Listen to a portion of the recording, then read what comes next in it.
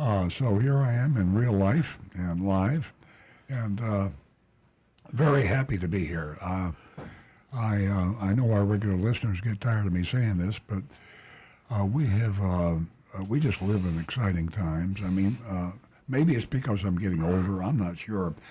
With all the technology and the way the world is today, it's becoming one world, and at the same time, it's becoming a more scary world in a lot of ways.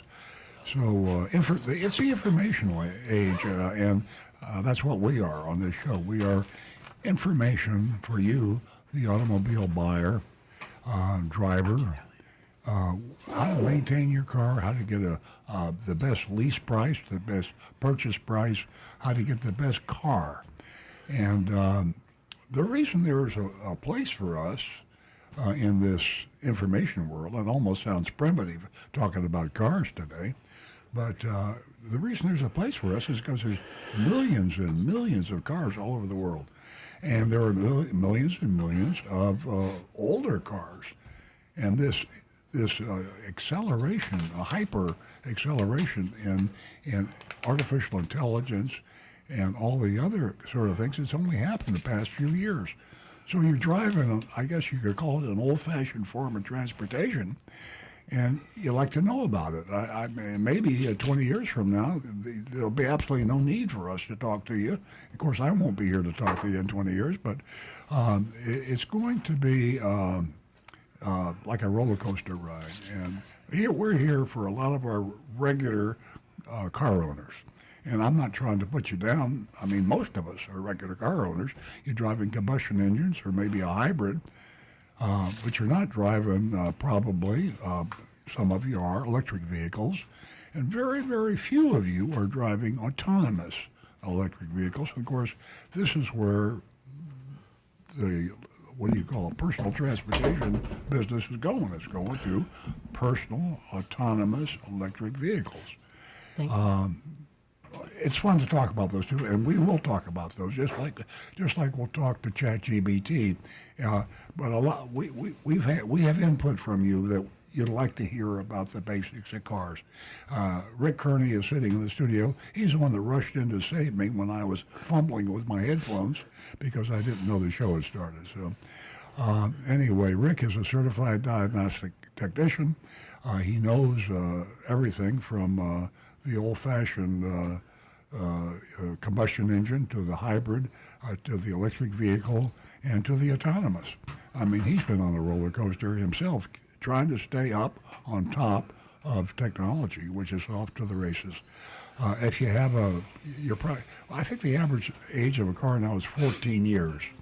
So if you have a 14-year-old car or 10 or 12-year-old car, that's ancient history, folks. They don't make them that way anymore. But Rick knows how to fix them. In fact, if you have a autonomous EV, Rick can tell you about that too. But he's staying on top of what has to be done to maintain his position as an expert. I mean, it's not easy to be an expert in 2025.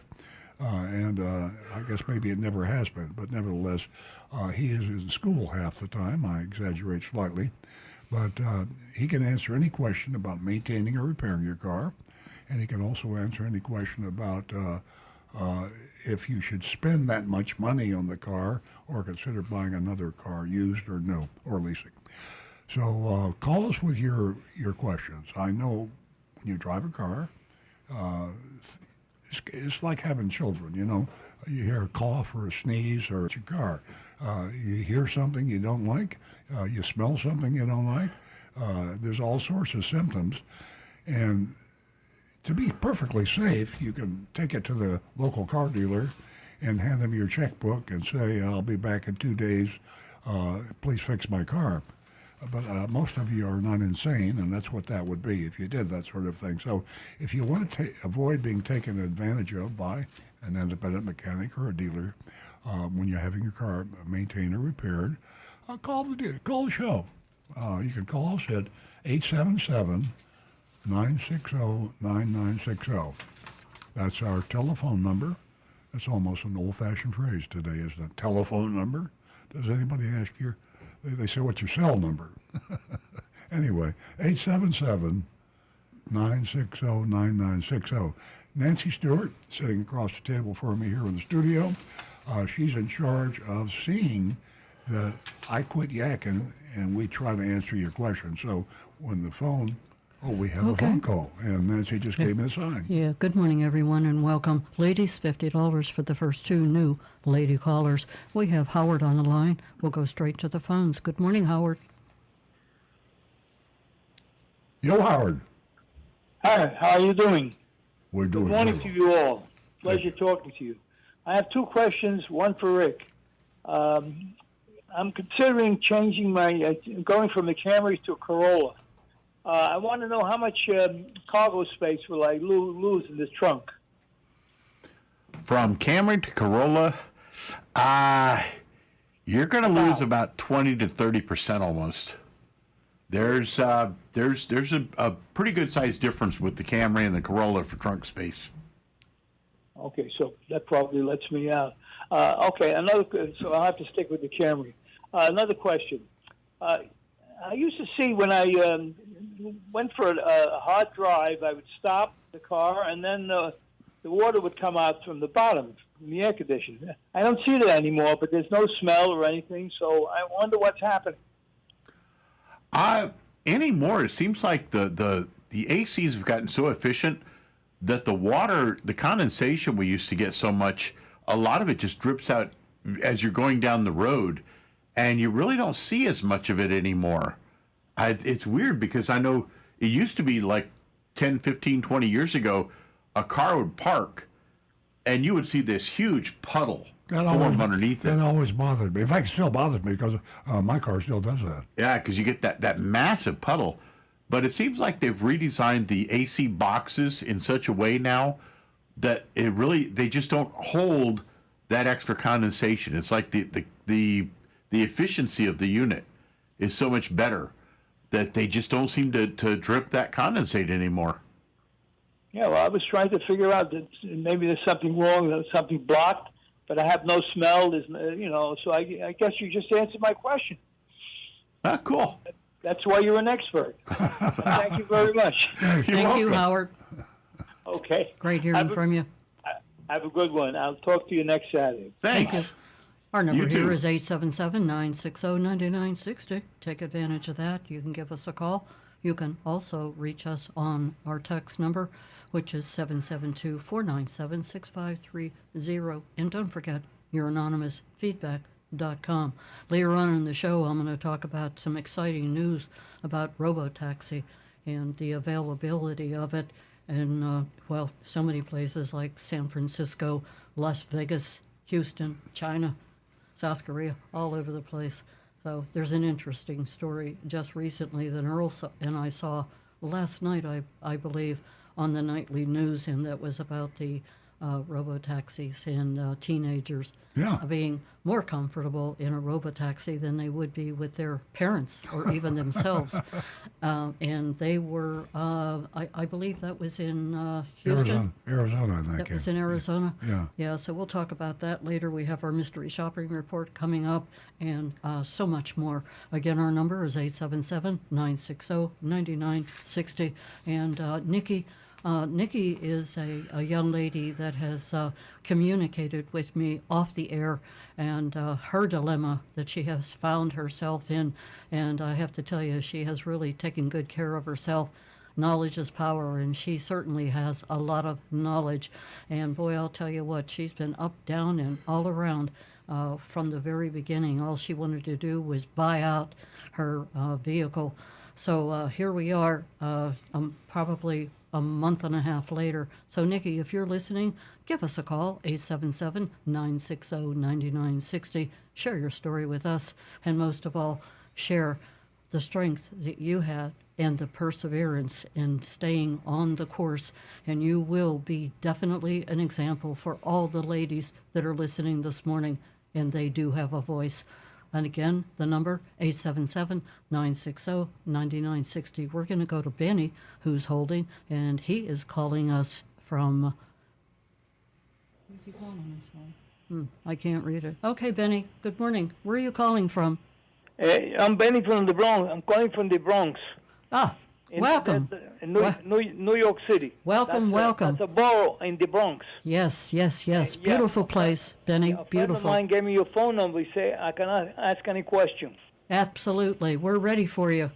Okay, my question is, I'm a driver, a livery driver, and I need a hybrid. So I want to buy a hybrid, a Camry hybrid, or a Corolla hybrid. Which is better for me? What what do you transmit people or cargo, or you're like a Uber driver? Yeah, I don't work for Uber. I work for Lyft. Lyft, yeah, they're a great company. I would my view would be the Camry because of space, and you probably know what your average load is when you with Lyft when you carry somebody. But if you're carrying several people, a Camry is just a much better type of vehicle. Less a Corolla can get a little cramped if you have 3 people and you in the front. Okay, yeah, that's right. I think you're 100% right. Now, my question is, can I get a 2025 Camry without the hybrid? No, I don't think so. The 25 would be the last year I think that Camry is available as a normal internal combustion. For 26, I think they're going to be all hybrid. Oh, okay. I didn't know that. That's a good information. Well, I didn't know it either. I thought it was this year, but yeah, thanks, Rick. Yeah, it's worth waiting if you're thinking about it. But I would definitely. I don't think that in your position I would want to have anything but a hybrid. Oh, I didn't know that. I thought the 2025 were only hybrid, but now you say no hybrid. So okay, I understand. Might get a good deal too, because the last year of the model phasing it out, people are not buying. They're buying the hybrids mostly now if they can get it. So you might be able to get a really good price on the last of the non-hybrid Camrys. Okay. Now I have a house in Miami also in the Bronx. So I don't know where to buy the car, either in the Bronx or Miami. I have a question about that. You'd be better off to buy it up there. You're getting the cars the dealers are getting in New York now come directly from Toyota manufacturing. If you're in Miami, you're in one of the 5 southeastern states that has the distributor rights to an outfit called Jim Moran Enterprises, and he's had that for 30 years or more. So he pays a profit to Toyota when he buys the cars. Bottom line is the cost to the dealers in the southeast states is about $1,000 higher per Toyota. So you're going to be passing along that cost increase to you. If you negotiated and you did as good a job buying your car in New York as you did down here in Miami, you'd save $1,000 to buy it in New York. Yeah, my friend told me. He said the dealer in Florida, they're all crook except you. That's what. No, he told me that. That's why I'm calling you. Well, thank you. I am honest, but unfortunately I'm so honest. I'm telling you, don't buy the car from me, because the dealers, if you can negotiate the right price, I would. Do they have Costco in New York? I'm sure they must. Yes, of course. Are you a Costco member? Yes, I am. Okay. Say no more. What you do is you go online to Costco and you tell them the car you want to buy. If you're a Costco member, they give you a very good price, and you can take the price you get online with Costco, and you go into the Costco Toyota dealership, Costco member approved Toyota dealership. They'll tell you where it is or who it is, and they even give you the names of the salespeople that are schooled on the Costco program. And you'll go in there and you'll say, I want to talk to one of your Costco salespeople, and you have the name, so you'll know that, like, Joe Blow is the Costco approved member. So you ask for Joe Blow, and he'll come out and you'll say, let me see the price sheet. They'll give you the Costco price sheet, which is a substantially lower price with no junk fees. Well, if there are junk fees, they're included in the price. So you get the bottom line out the door price, which will be $1,000 or so better than what you'd have to pay if you weren't a Costco member. So that's where you go. And as I said, thanks for the compliment. I am an honest dealer. Sometimes I'm too honest because I just lost a sale because I told you the truth. But a lot of people heard me tell the truth, and I'll make up for telling you the truth by 2 or 3 more people that'll probably buy a car from me. No, Mr. Earl, I read your book. Oh, well, Confessions my of a English, I'm pretty good. Reading. I have a dictionary, but your book is very good. Thank you. Thank you very much. Confessions of a Recovering Car Dealer, and you can buy it on Amazon. And all the money I get from the book, I donate to Big Dog Ranch Rescue, which is the biggest no-kill shelter for dogs in the country. I bought your book on Amazon. That's the reason why I'm calling you. Thank you, Benny. Rick, Okay. you have a question? You guys are great. Listen, you guys are great, and thank you very much. Benny, hold on for a second. This is Nancy Stewart. Go ahead, Rick. Before you go, I misspoke. 24 was actually the last year that Camry came in a normal ICE configuration. For 2025 and up, they are all hybrids. Sorry about that. My mind was off on a. So, Rick, you're saying that the combustion engine has ended after 2024. Yeah, and now they are now all it's hybrids. Yep. The Camrys are all hybrid. Mr. Benny, Rick, I have a question for you. How much more money is the hybrid than the regular?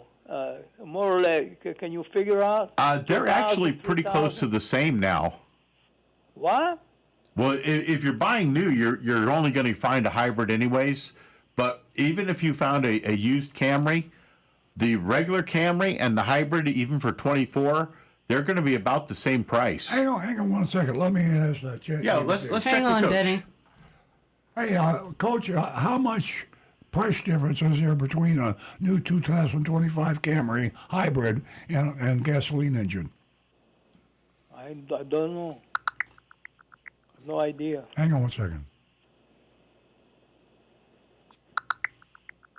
Coach is thinking. He's thinking. Those little clicks you hear is Coach thinking about the answer. So he's a little slow this morning. Normally, he's a lot faster.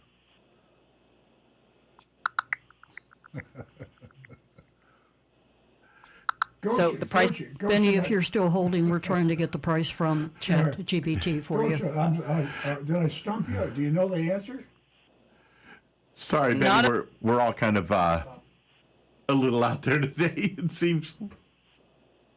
Oh, Coach, I'm going to have to cut you off. Silence on the radio. no worries. I'll have that info ready for you next time. Let me know if there's anything else I can help with.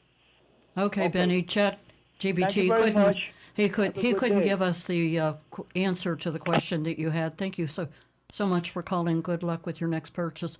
Our number here is 877-960-9960. You can text us at 772-497-6530. Don't forget your anonymousfeedback.com. I'm sure by now everyone knows about the letter that Earl wrote to Jeff Bezos. And it was in response to wanting to become a used car dealer. And new car. And new car. Okay. I didn't have that last week. Okay. So anyway, I'm not sure whether Jonathan has the letter available for the audience. Well, there's a lot of You can take a look at my letter, and it's pretty exciting, and we're still waiting for an answer. I'm going to put this down.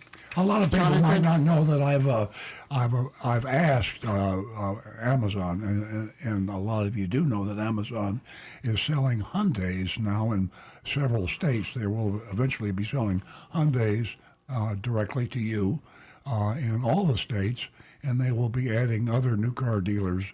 The letter to Jeff Bezos was to ask that we be considered as the next Toyota dealer that they add. And I think eventually, I hope it'd be good for you, the listener, and the car buyers out there, if you were able to go on Amazon and buy a new vehicle, any new vehicle you wanted.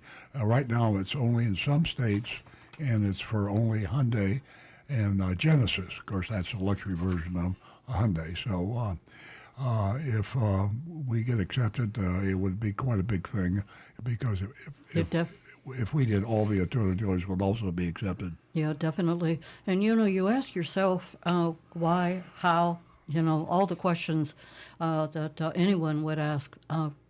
Earl's commitment to transparency really aligns perfectly with Amazon's reputation, and I can't think of anyone else who could do a better job, if that's possible, because perfection has definitely been achieved by the recovering car dealer. So stand by. When we get the news, you'll get the news. Our number here is 877-960-9960. Text us at 772-497-6530. We're going to go to Barry, and he's calling us from Tampa. He's a regular caller. Good morning. How are you, Barry? Good, thanks. Good morning, everybody. My question today is about the data that my car collects. When I bought my 25 Toyota Camry in March, it came with a capability called Drive Pulse. And for listeners who aren't familiar with it, this was a feature in Toyota's phone app that showed recent trip history on a map, including the time, any aggressive cornering, braking, and acceleration events. And it was available for about a month, and then got discontinued in April. And so now that Toyota app only shows where I'm parked. But in that little span of time, my car demonstrated that it's capable of collecting and reporting all sorts of data. So I would just as soon still be in on that. As a car owner, do I own this data or not? And is there a way to get to it by some other means? There is, and basically it would require a technician with a TechStream type scan tool, because it's basically Toyota keeps this information pretty locked down in their computers and in the computer of your car. It's only available by connecting a TechStream scan tool to the car, and then we can pull up what's called the record of behavior. And this is stored in multiple different systems, which each system records its own behaviors for that system. But yeah, it will tell us if you've had excessive braking, hard braking, hard acceleration, and gives us a pretty good idea of how you're driving the car. Now, obviously, this can be used in nefarious ways if they wanted to, but for a true technician, this gives us the ability to try to track down diagnostic abilities so that we can see ways to help us figure out if there's a problem with the car. If you come in with a concern on your car, by having this information, it helps us to determine what might cause that problem. I think, Barry, as you said, Barry's concerned, correct me if I'm wrong, Barry, is you're worried about maybe you're in an accident or something occurs, and the lawyer suing you wants that information. And the question is that allowed in Florida or here in Tampa or other states, or is it a federal thing? Is that law allow a lawyer, a plaintiff's lawyer, to get that information and use it against you? Well, I have actually. Go ahead. That's one thing, but I just, as an owner of the car, I just kind of like to see over time, am I driving better? Am I driving worse? What are my habits? That kind of thing. And it used to be kind of neat. I could do that for a few weeks, and then it went away. I'd like to get it back somehow. Yeah, as the owner of the car, you really wouldn't really have access to it without. But when do you have access through the technician? Right. In other words, could he go into a Toyota dealership and say, I'd like to find out about my braking, my acceleration, my stopping, and those things that I might be able to improve on and make the car, my driving the car more safe, because maybe I'm inadvertently going too fast or braking too fast. Please give me my report card. Yeah, I mean, it could be done. Yeah, definitely. okay. The answer is yes, Barry. You can take it to a dealer, and the technician can give you that information. It's not confidential as far as dealers are concerned. Yeah, but of course, bound to be a charge associated with that, I would imagine. Any idea what that would be? Probably like an hour's labor, because I mean, you'd be asking a technician to take the time to come and pull all that data and basically go over it with you. Yeah. Yeah, get a quote up front. That's like anything else. Go in there and ask him, and then maybe take it to another dealer and say, "Will you do it for less?" And shop it around, and then minimize your cost. Well, I know there's a lot of third-party technologies that can track where your car is. All kinds of different ways to do that, and so it seems kind of silly to have to duplicate what the car already can do, but. Maybe that would be a more cost-effective way. I don't know. I'll have to think about that one. But I appreciate the information. Thank you very much. Yeah, Barry, a lot of, on that last point, a lot of the technical apparatus we have is proprietary. And if you're an independent, you're not allowed to access Toyota's proprietary diagnostic tools. I think that's bad. I think that it should be public because you're tying the buyer of the car to the dealer to repair the car. That's a good thing for the dealer and it's a good thing for the manufacturer, but it's a bad thing for the buyer. So being a consumer advocate, I think that I think that all certified, qualified technicians and companies should be able to have the quote-unquote proprietary information on all make cars, including Toyotas. All right. Thank you very much. Thank you, Barry. Thank you, Barry. Excuse me.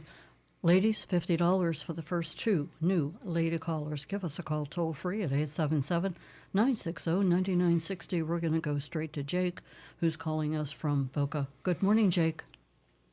Hi, good morning, guys. Good morning. So I got another thingy on my screen on my BMW 330i 2019. It's showing that I need to bring it in for oil service. So I stopped going to the dealer because, $190 is a little too much for some lousy synthetic oil and a filter. Yeah. So I brought it into one of those Jiffy Lube places. Mm-hmm. And they did it for $100 plus taxes, and everything is fine. So I just looked at when I brought it in last year. It was June 19th, and I only put 3,800 miles on the car. Do I really need to get another oil change now? Generally in Florida, it's especially in our environment, it's recommended once a year or every 10,000 miles on synthetic oil for most manufacturers. Some have different levels that they recommend, but having an oil change at least once a year is actually a pretty good thing because of the humidity that we get, the water vapor that gets into that engine, it will contaminate the oil. So it's generally thought that about once a year is a good idea. Oh, okay. I'll go ahead and do it. It's not a whole lot of money, and I really haven't had to dish out any cash for anything that's breaking. So I'll go ahead and do it. Thank you, guys. Sure thing. Right. You're Thank welcome, you. Jake. Thanks for calling. Okay, we're going to go to Deck. Are you still there, Deck? Hello? Good morning, Deck. Good morning, Nancy. Good morning. Good morning, Nancy, Earl, and Rick. Hi. I have a question, please, for Rick. By the way, for $100, I'd rather go to the dealer than go to whoever else. I know who you want to, but anyway, that's just my opinion. And I never met a dealer like Earl Stewart before. They're so honest up there. They're very straight up. And that's in reference to the other gentleman. Well, thank you Anyway. very much. Thank you. I have a question for Rick, please. Rick, when I got my 24 Corolla Hybrid, which we love, there was no spare tire. I'm funny about spare tires. I think they have the pump in there. And what would be if let's say I bought a spare tire from a Nissan and it was a 5-lug 55R16, would that automatically fit on the Corolla? I don't think so. It's going to depend on the measurements for where the lugs are placed and the center hub of the wheel itself, where it mounts on the hub of the car. I would have to check into that, but I don't think Nissans are going to naturally match up with a Toyota wheel. My recommendation really is I would simply go to like any local automobile shop or even a dealership and ask them to find you a simple steel wheel from LKQ. And LKQ is a nationwide company. It's called Like, Kind, and Quality. And what they do is they sell parts from basically junk cars. It's recycled parts, but they can get you a rim, and then you can buy an inexpensive tire and have it put on there. And it won't cost very much to do that, and you'll have that available spare tire.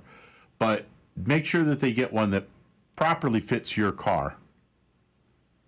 Okay, one last question, please, Rick. Sure. That 91H, it's 20515 R16, and then it says 91H. Does that signify something that it's on the tire? It's on the Dunlop tire on the car. Yeah, the 91H part is basically giving you the speed and tread wear ratings on the tire as for how long it's going to last and what speed that tire is safe to drive at.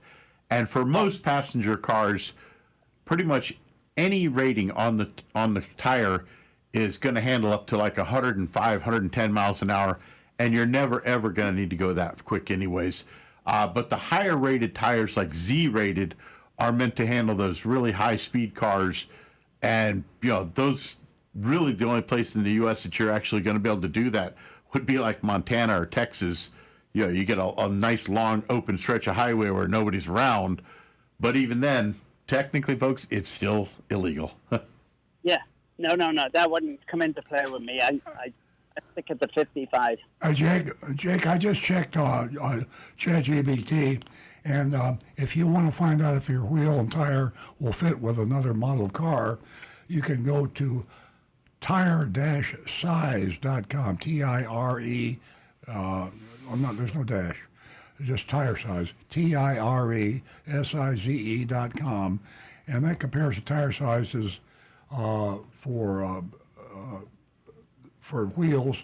There's also wheel size. Use wheel size. That's WHEEL-size.com, and you enter your vehicle's year, make, and model, and it shows OEM wheel tire specs, bolt patterns, offsets, etc. And then you use the compare feature to check cross compatibility. So it's great for checking aftermarket fit and donor wheels. Again, that is go to wheel size, WHEEL-size.com.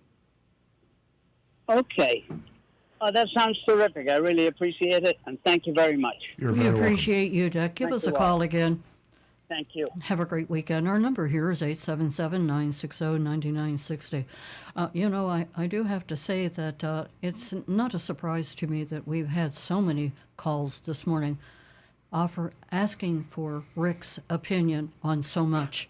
And it's really telling because it's so difficult to find a good mechanic and to stay with them, because you do have to develop a relationship with them.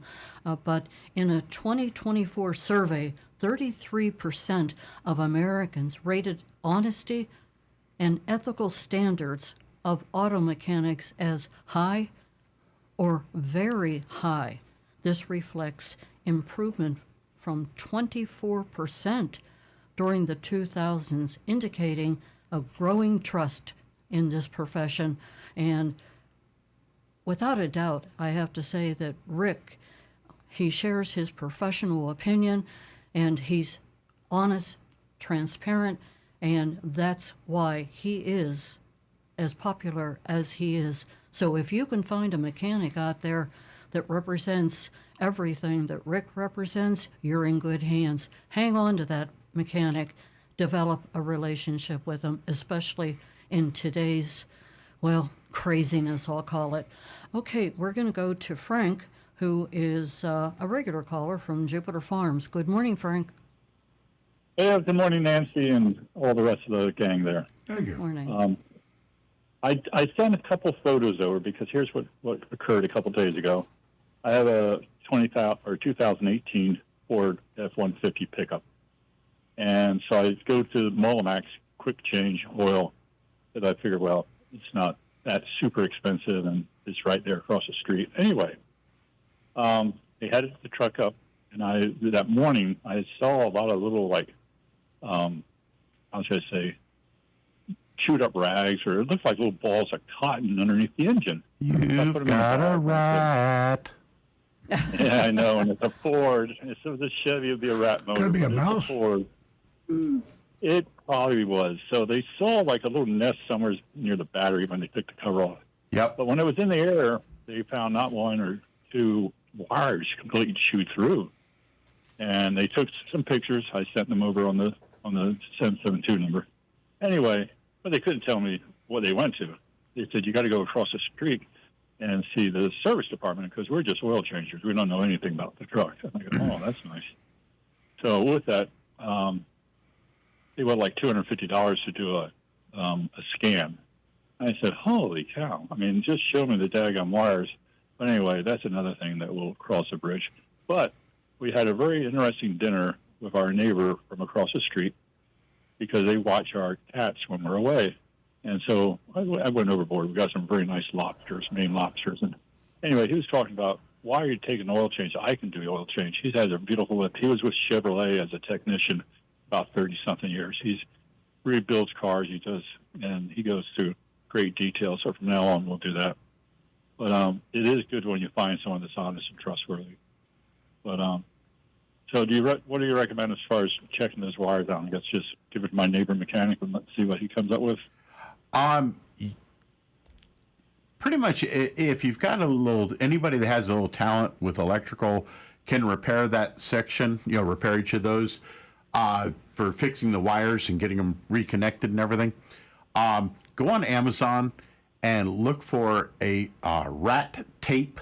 It sounds silly, I know. You can't be serious. Rat tape. Rat tape. It's actually a product that was invented by Honda first, and I'm sure there's other versions available now. Basically, it's kind of like a tape that you wrap around the wiring harnesses in areas where the rats might get to them. And wear gloves when you use this stuff because it's actually impregnated with capsaicin, hot pepper, like from pepper spray. So the rats will, if they start chewing on it, they're going to very quickly say, oh no, and they're going to leave. It's very unpleasant for them, and they will stop chewing on those wires because of it. But you want to make sure you wear gloves when you're messing with it because obviously it's pepper spray and it's going to get on your skin and it'll cause problems. But yeah, this stuff is actually designed to prevent rodents from chewing on the wiring of your vehicle.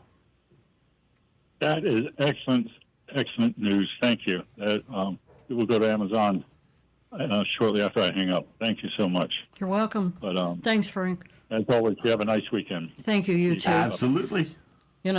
We used to use rat tape back in my neighborhood. Really? Yeah. I didn't know that. They wore gloves too. Oh, boy. But they wore gloves because of the fingerprints and things like that. It's a long story. I'll get to it later. Anyway. 877. Have we told our ladies what they get if they call the show?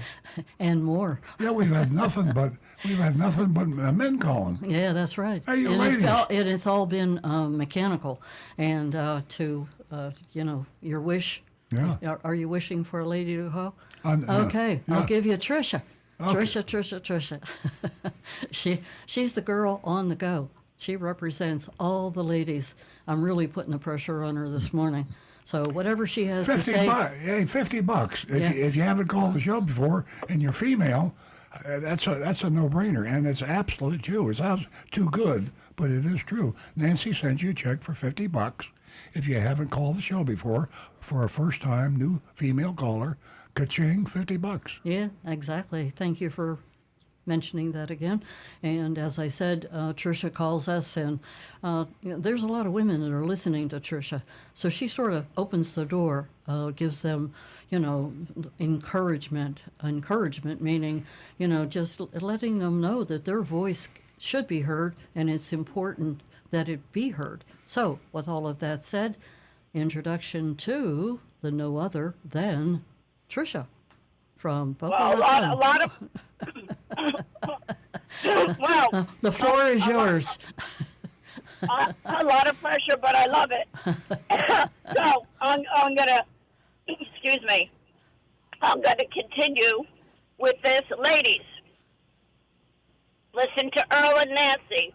When was the last time you got paid $50 for talking for 5-10 minutes? Come on, ladies. What? How much more incentive do you need? When was the last time? Right? Isn't that true, guys?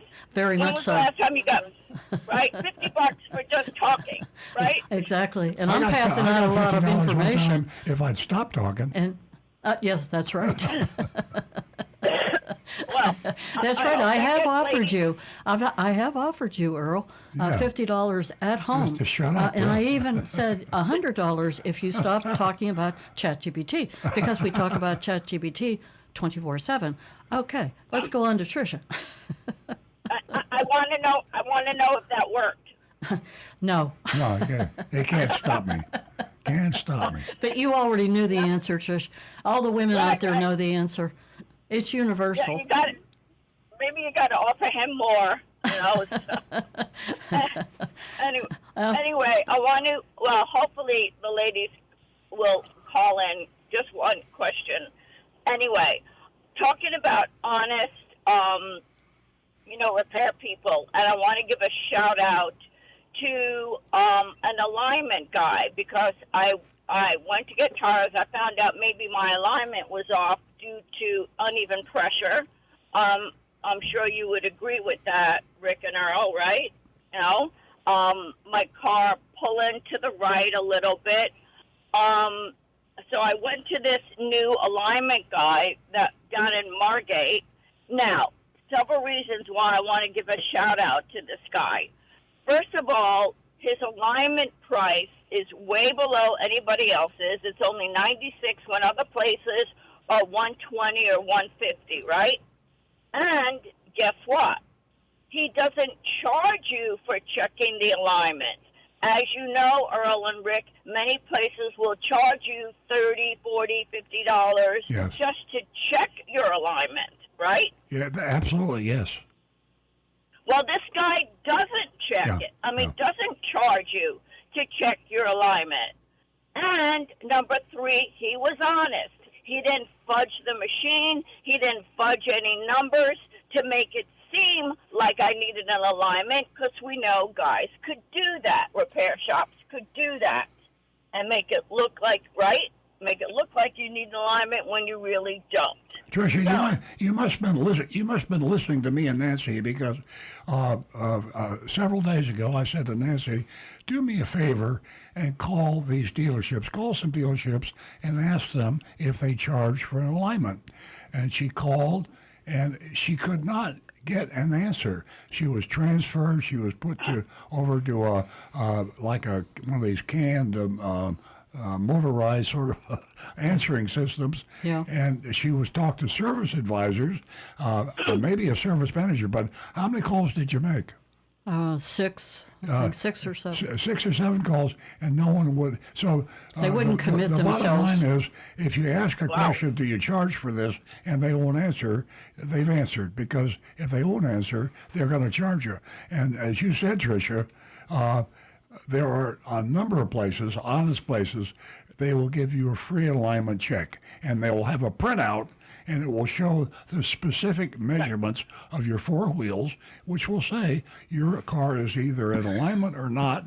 And that way, if you know when you don't have to pay, and then if you do have to pay, then you ask the second question: how much does it cost to align the car? So that's where the dealers and a lot of the independents now are getting you to charge you just to check. And the reason I'm going on about charging to check, most dealers today, most independents today, have the equipment, very, very modern equipment. Well, all you have to do is drive the car across the equipment. You drive it through, Rick, 2 or 3 miles an hour slowly, and after driving it, clunk, clunk, clunk, clunk, you automatically get a printout that shows your exact measurements on those 4 wheels. So that's what you should do. And Tricia, thank you so much for bringing that subject up.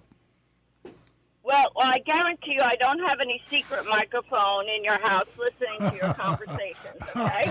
All right? Well, we're going to look I anyway. guarantee- But anyway, can I give this guy's name and number for Please do. people to use? Yes. Okay, yes, because I'm telling he's 1 in a million, because every place that I called charges to even check an alignment. Yeah. All right? Yeah.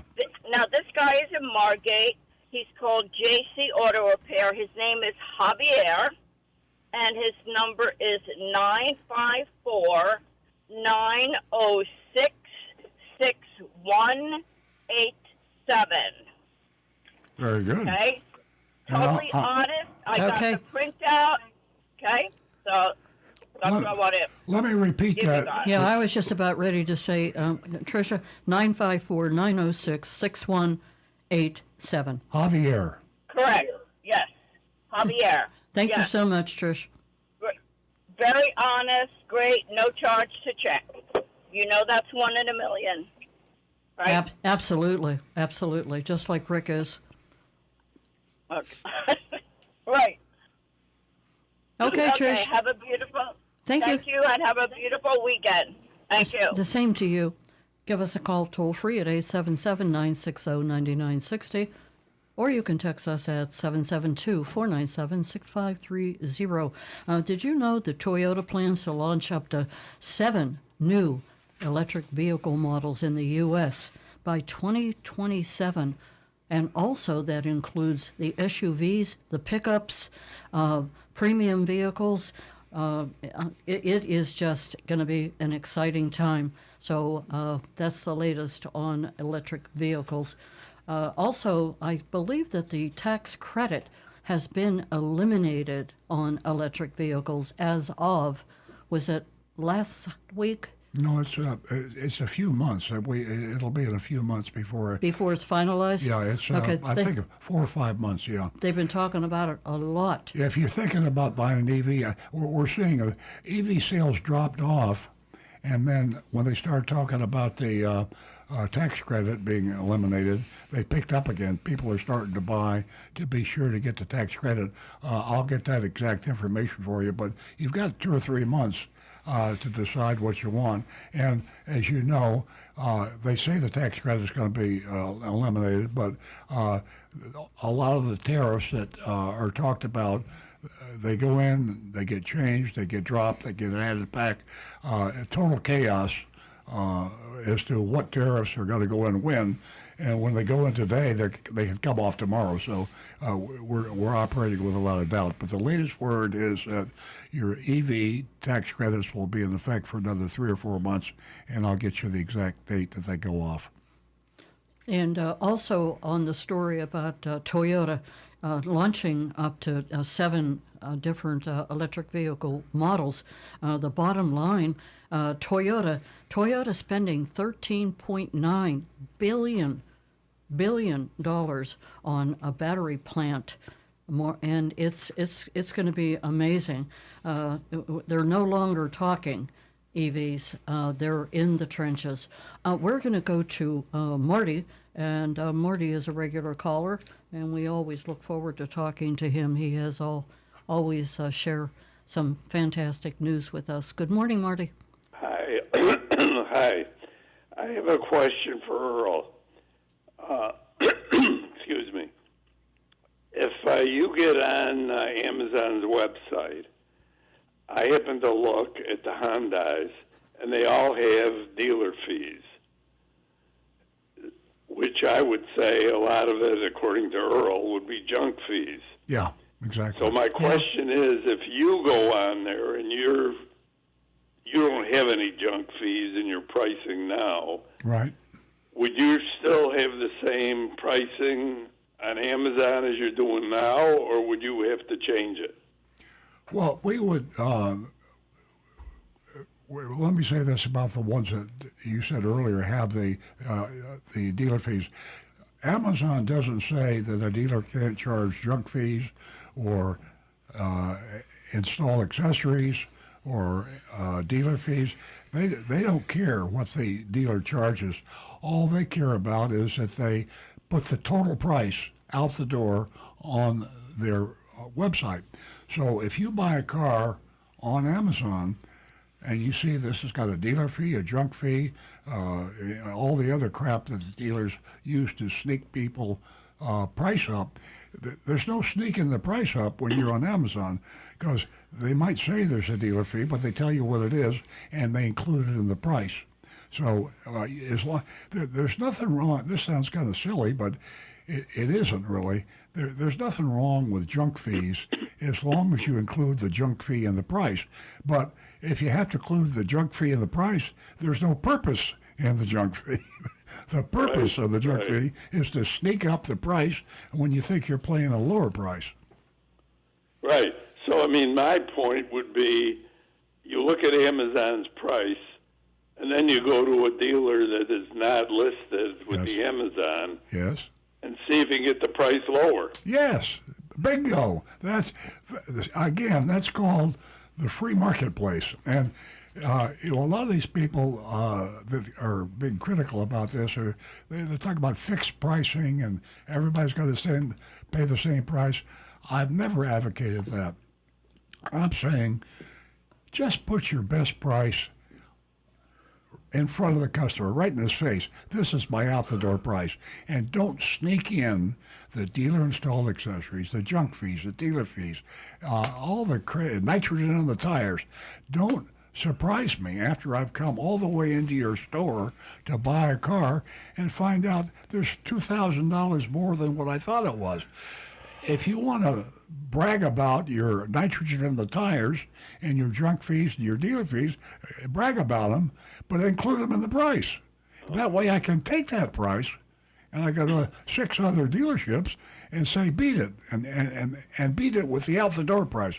That's what all other manufacturers, not all of them, but most of them do. If you want to buy an Apple Watch, if you want to buy something at Target, if you want to buy something at Walmart, if you want to buy something at Costco, you get the out-the-door price.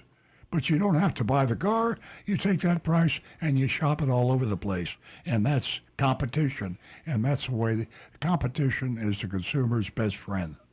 Okay. Well, that's just logical to me. Yeah. I originally didn't think they're going to have all this other junk stuff in, but they do. Yeah. Yeah. But like you say, they're noting it in their price. Yeah. So it'll go away because when the reason they still have it in their price is because it's only on Amazon that they give the total. When you go to a non-Amazon Hyundai dealer, they're going to have the junk fees, the dealer fees, the nitrogen of the tires and all that other crap. They're going to have that hidden until you get into the business office, the F&I office. You think you bought the car, but you haven't. And you say, oh, come in here, we need to do the paperwork. Well, the paperwork is going to cost you $2,000 on top of what you thought you were paying for the car. That's the way all dealers operate today, virtually all dealers operate today. So Amazon is a breath of fresh air. It's the only place in the world that you can get an out-the-door price on a Hyundai. And hopefully all manufacturers will join up with Amazon. And if Toyota joins up, I'm asking in my letter to Jeff Bezos, let me be the first one. I think if Amazon would let me be the first Toyota dealer, I think that every Toyota dealer, certainly it would start in Florida, but my competition would really be screwed because I would have my lowest price on the Amazon, and people trust Amazon. So what would the local Toyota dealers that I compete against do? They have to cut their price, and they're praying to God I don't get approved by Amazon. So that's I'm having a little fun with this, but I still want to get approved, and it'll be actually a bad thing for me because what happens now is I give them my out-the-door price, and then they go to another competitor and they trick them into thinking they have a lower price. and they don't even know they are paying more because they go to the business office and they sign a bunch of paperwork, and when they come home and they come out of the ether, they say, "Oh God, this cost me $3,000 more than I thought." Right. All right, well, let's put it this way. Once you get on Amazon, the other few Toyota dealers in West Palm Beach are not going to be happy. Well, they won't be happy, but they're either going to have to join or go out of business because Right. you can't fight Amazon. I mean, let's face it, that's the 800-pound gorilla. Amazon is the place to go, and almost everybody in the world checks Amazon's price before they buy anything. Yeah. Hey, Marty, they're good. tell me this. How many dealers do you think are happy with Earl? Let's forget I'd say about none. Yeah, let's I'd go say back none. 30 years. Okay, we don't have enough time. The That's list why I is too drive a long. bulletproof car. All I can tell you is if you want a Hyundai, first check Amazon and then go to Napleton. Yeah. And then you'll see that obviously Amazon is going to be cheaper. Exactly. Yikes. Yeah, I'll tell you what, pay attention. That's all I can say to the listeners out there, to everybody. And Marty is a living example. Marty. Educated consumer. He has knowledge and he shares it with us. But ladies and gentlemen, pay attention. Marty, you might not have been listening earlier, but you would have really enjoyed it because you call up and get on me all the time about ChatGPT. So when the show first started, ChatGPT had a stroke, or I'm not sure what happened to him, but we were trying to talk to him, and he couldn't answer a question, a basic, simple question. So ChatGPT, just like everybody else, has a bad day, and he's having a bad day on our show right now. Marty, That's can why you I stand talked in? to- It's all good. We all have That's those why- days. I'm that's always why here I to help talked out to- whenever you need. So just let me know if there's anything else on your mind. Oh, boy. That's why I like to talk to Rick. Okay. I've still got a pulse. Yeah, he usually can answer the question. I Yes. was going to call in and tell him about the Camrys. He answered it. One more funny thing. ChatGPT, and I've got him on mute now, so you can't hear him, but I can. He heard me talking about him, and he said he was sorry. We all have bad days, so he's apologized to you. I just want you to hear that. Okay. All right. Have a good weekend. Thanks, Marty. We'll talk to you again.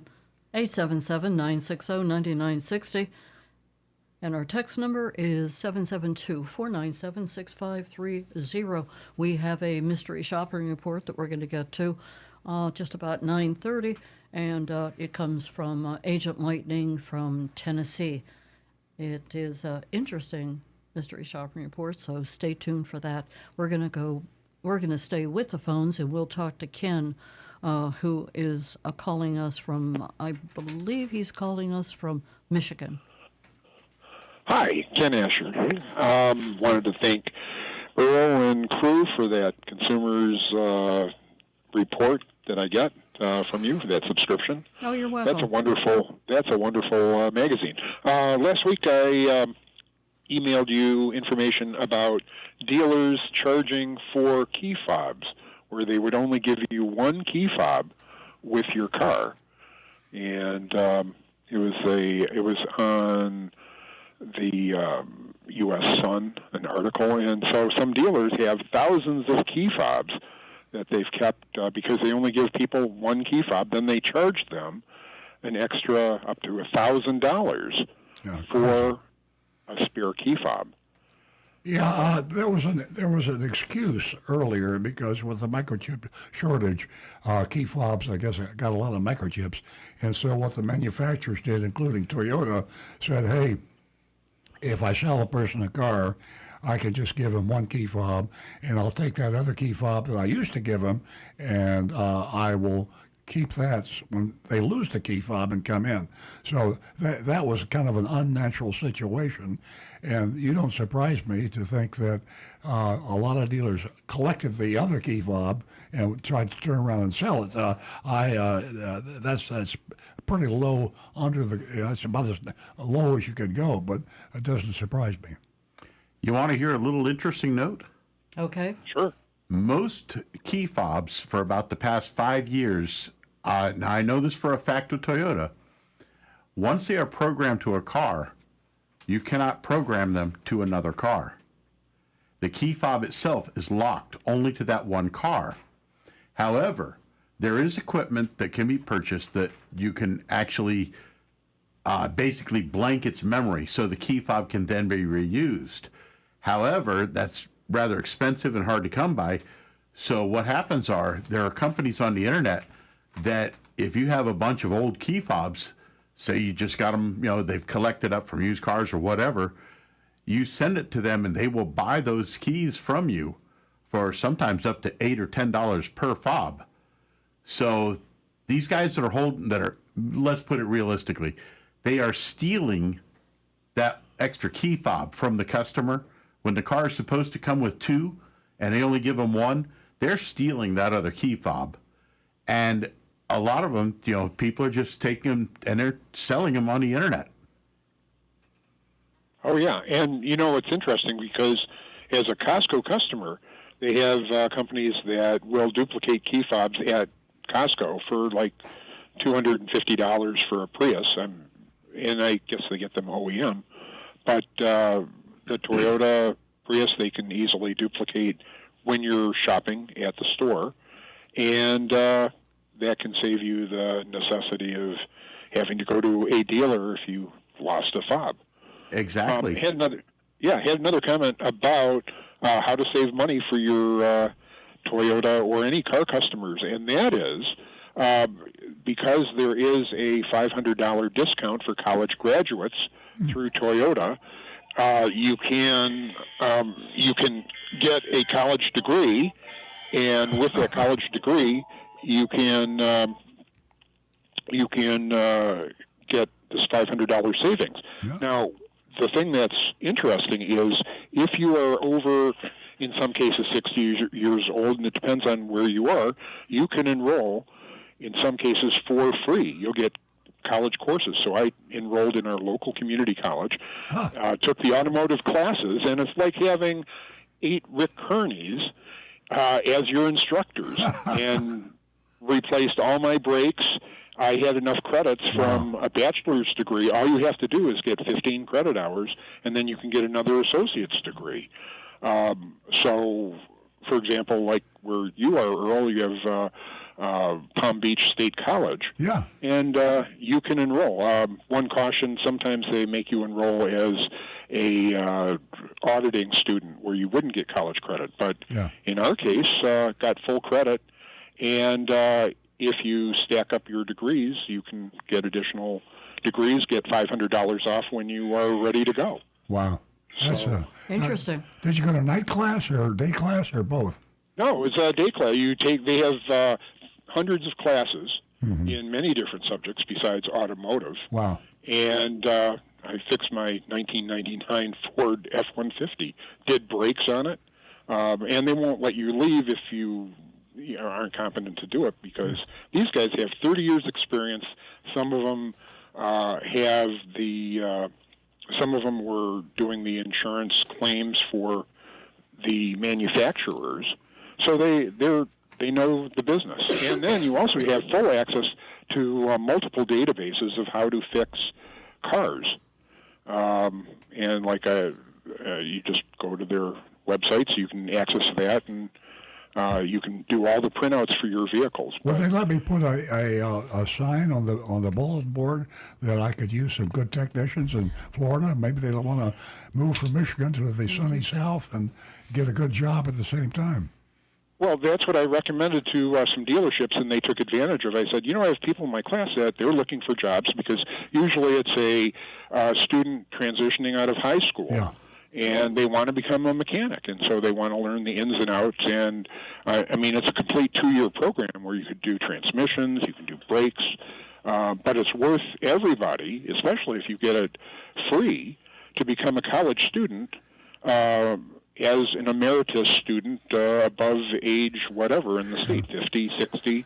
The other thing is you get student discounts on your XM radio and Disney, because now you're a student, so they lump you in with the 18-year-olds, and in some cases, colleges have complete health services. Well, Ken, would you do me a favor and spread the word around the classroom to give us a call, Earl Stewart Toyota in North Palm Beach, because we're always looking for good technicians. We'd like to hire new people who have the basic education and then put them in as an apprentice with a experienced technician so they can learn real-life technology. But I'd love to talk to some of them. I appreciate it. Call back next week and let us know if anybody's interested. Yeah, great conversation, okay, well, Ken. I'm up here in Michigan. Yeah. But what you can do in Florida is you can contact the college yourself, and they'll post your job posting on their board, and they'll hook you up with candidates that have the credentials that you want. Yeah, we'll look into that.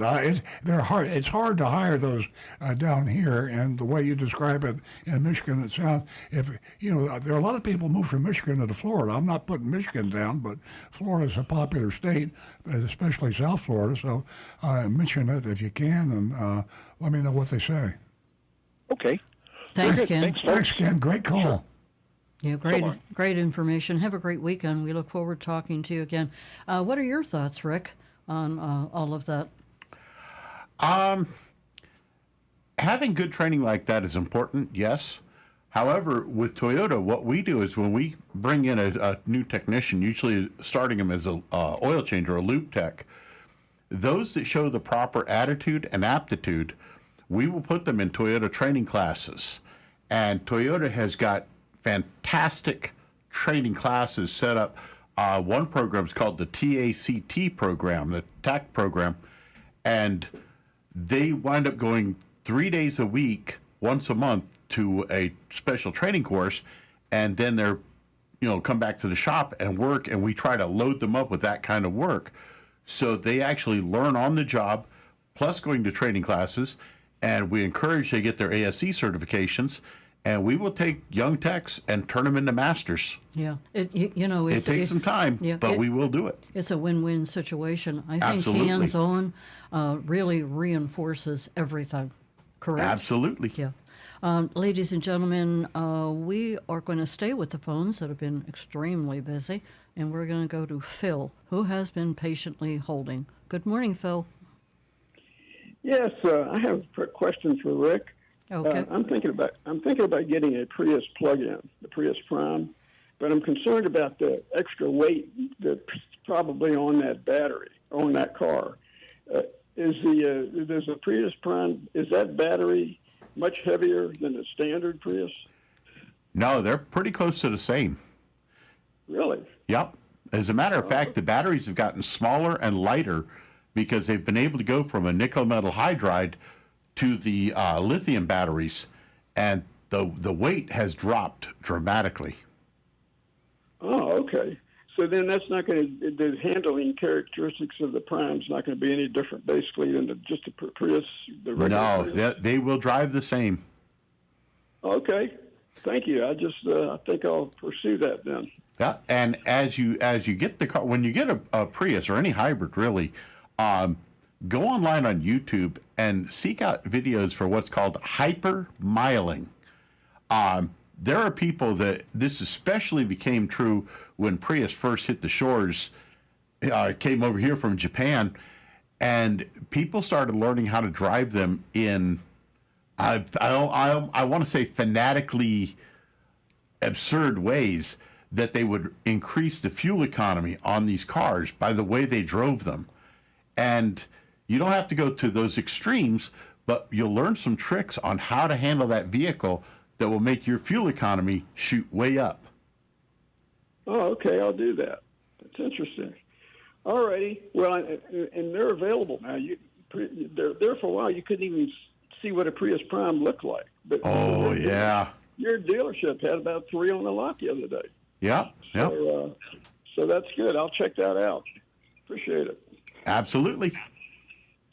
Appreciate it. Thanks a lot. Thanks a thank lot, you. Phil. Thanks for being part of the show.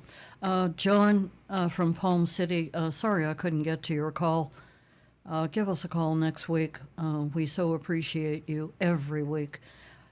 We are now going to shut the lines down, and we're going to go to Rick, who, well, he's got his hands full this morning. Stu will not be able to make it.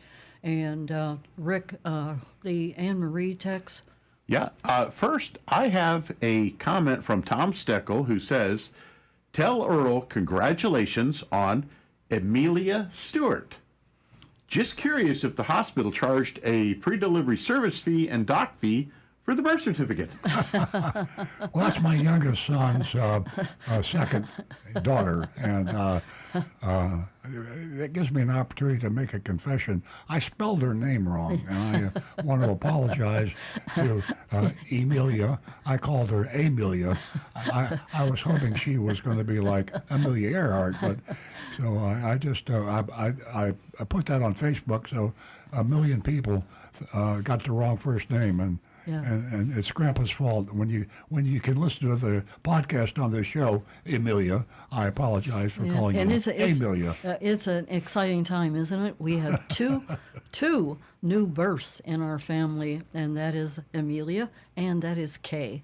That is, well, amazing. Well, congratulations. Thank you. That's awesome. And it's amazing that, not to be, well, the truth be told, people our age, Earl 84, me 82, they're not alive to see great grandchildren, and we're so fortunate. And I just want to let the audience know how blessed we know we are. With all of that said, Rick? Okay. We have one here. Kim Appreciates Life on YouTube. She says, does a Prius Prime plug-in qualify for the EV credits that are ending September 30th?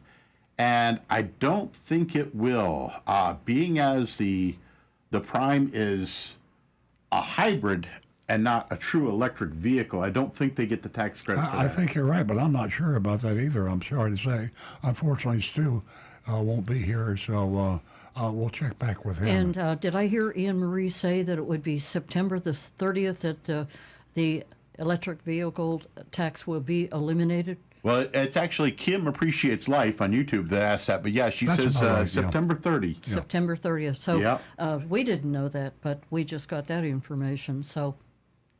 And for Anne Marie, 2 quick points here. First one, she says she checked on the difference in price between a hybrid Camry and a regular Camry, and they're usually about $2,000 to $3,000 difference in price for a normal ICE engine Camry or a hybrid, depending on the year of the car. Yeah, sounds about right. And then she says, "Good morning. I remember that back in the good old days, cars had engines with a deep, throaty growl that loudly advertised their power. Nowadays, engines are quiet with a soft purr that whispers that they are powerful and efficient. Perhaps modern combustion engines are too quiet in that you may not realize that they're running. Number one, what happens if you try to start a car by turning the key but the engine's already running? How much damage could this cause? And can you accidentally try to start a car if it's already running with a modern push-button start?" Well, any car that has a normal key cylinder ignition where you put the key in and turn the key, if it's already running and you turn it to the start position. Now, I'm pretty certain they have not done this, which is a big mistake for the manufacturers. It still will hit the electric signal to the starter, and the starter motor will try to engage. And the damage that can be caused by this is the gear on the starter motor can be damaged, but also the big ring gear that's on the back of the engine, in between the engine and transmission, can be damaged. And if it does damage those enough, well, you got to replace not only the starter, but that ring gear. And that means removing either the transmission or the engine. Big, huge expense. So be careful with that, folks. Don't try to turn the key if the engine's already running. Take a quick glance at the tachometer where it says the RPMs, and if that needle's not on 0, you know that engine's running already. So now with push start cars, however, no, it cannot engage the starter. The computer will not let that signal go. But on most push start cars, if you push that button and hold it, it'll shut the engine off after about 3 seconds of holding that button in. That's one of the safety features they have, is that's the way you can turn that engine off, regardless if you're in park or not. Even if you're rolling down the road at speed, if you feel there's an emergency and you have to shut that engine off, press and hold that button, and the engine will shut off. I didn't know that. How many seconds? About 3 seconds. Yeah, interesting. Yep. Yeah. Just press that button in and hold it for about 3 seconds, and it will turn the car off. Boy, do you remember back in the 50s? Well, not you, Rick, but if you went out and your car, you already started your car and you forgot, and then you go out and you start, you know, that kind Yep. of that kind of a noise. Well, and part of the reason that the cars have gotten so much quieter, you know, back in the day we had those big V8s, monster engines. You start that thing up and blah, blah, blah, blah. Yeah. Cars nowadays, they are all much smaller engines, much more efficient, but they've still got a lot of the power that those V8s had, and they obviously burn a lot less gasoline. They use a lot less oil, and the cars are simply much better quality. I mean, back then, back in the 50s and 60s, 100,000 miles on a car was like the end of its life. Now, 100,000 miles, it's just getting broken in for most of the cars.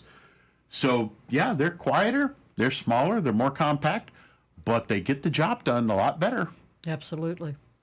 You remember your comment to the earlier caller, Rick, about hypermiling? And Yep. I checked that with a chat, and it blows my mind. I can't believe this. The 2024 Prius LE, hypermiling, meaning the people that know how to drive the car and milk every mile out of it. Rick, I'll give you a guess. Miles per gallon.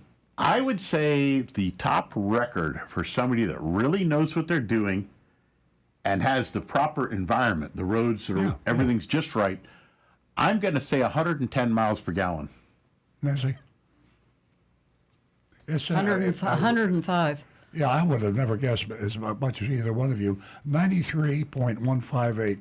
93.158 combined, and that's certified by Guinness. That's recent, 2024. But what this tells me, what does this mean to you? It means that you can't be a hypermiler. They're professionals and they go to extremes. But if you listen to someone that really knows how to drive and get mileage, Rick is one of them. And there are a lot of people out there that are just really good. And, I remember Rick telling me one time, if you feel like you have an egg between you and the accelerator pedal, just don't treat the accelerator pedal like it's a nail and your foot's a hammer. Just you want to tap it. It's very receptive and gentle and nice. So if you use a kind of a featherish approach and think about your mileage all the time, I've done this when Prius first came out. I used to get nutty about mileage. So when you can really focus your senses on mileage, you can take a car with an EPA estimated mileage. People talk all the time, oh, that EPA mileage, you can't get that. Let me tell you, if you drive carefully, you can get better than the EPA mileage that you see on the Bernoulli label. And here's proof. Guinness record on a stock Prius. There was no modification here. 2024 Prius LE, 93 miles per gallon. My personal best, and I'm not nearly as crazy as some of those guys are, but my personal best on a 30-mile trip driving a Prius, it was a customer's car that they didn't think it was getting the right mileage, so I drove it home overnight with their permission. 74 miles per gallon. You did better than that, don't you remember? Well, that was a special one. That was the modified Prius we had. That was a plug-in Prius, and we got over 110 miles per gallon driving that car. Yeah. That was amazing. Yeah. That was an amazing time. It's I drove it all the way to Washington. Washington. Yep. Yeah. You know, it's amazing, you know, how a driver can affect their vehicle. Oh, God. You know, and that's all I can say. It just, you got to treat the car, well, with care, like Yep. the guy said. You know, John from Palm City, I'm sorry I didn't get to your call. I certainly hope. Well, Jonathan has reopened the lines, so you have time to call before the mystery shopping report. So let's go to Roadrunner Steve, who is on the line. Good morning. How are you, Steve? Oh, good morning, everybody. Me. How's that? That's the real horn. Oh, Okay. I thought it was you. You were talking about that rat tape. Is it X-rated? Nope, it's rated P for pepper. Yeah, okay. Well, I had when they brought that subject up, that was a good subject. I use this stuff that's called Repels All. It's a spray. Animal repellent prevents grazing, nibbling, chewing, gnawing, and browsing damage to plants and property. It's environmental safe and biodegradable. Won't harm plants or animals. How about bears? Nice. Bears and tigers and lions and everything, huh? Yeah, well, it shows you. Well, once you brought that up, see, I keep my car in the storage unit, so I'm going to spray this stuff in my engine bay. So that was a good call about the rat tape. There. Interesting. Very interesting. I wonder if I could spray that in the right outside the back door, like on the patio. Yeah, probably. But the funny thing is, I get nervous when I drive my Roadrunner, so I'm driving on Boynton Beach Boulevard. Coming the other way was a Ford Model T. So we each beat horns at each other. So I say, wow, this guy got that. I could imagine if he runs into problems. But it's good to see those cars on the road, even on a Saturday morning. Yeah. It is. Yeah, With it is. that. Yeah, we see a lot of them. I see some beautiful. They look like they're brand new. They take really good care of them. Yeah, on our early morning drives. Yeah. Yes, definitely. Yeah, they go. There's about 15 of them that go to a coffee morning somewhere. I forget where they go to. Yeah, they have like a little cult, and they all Right, gather. Okay.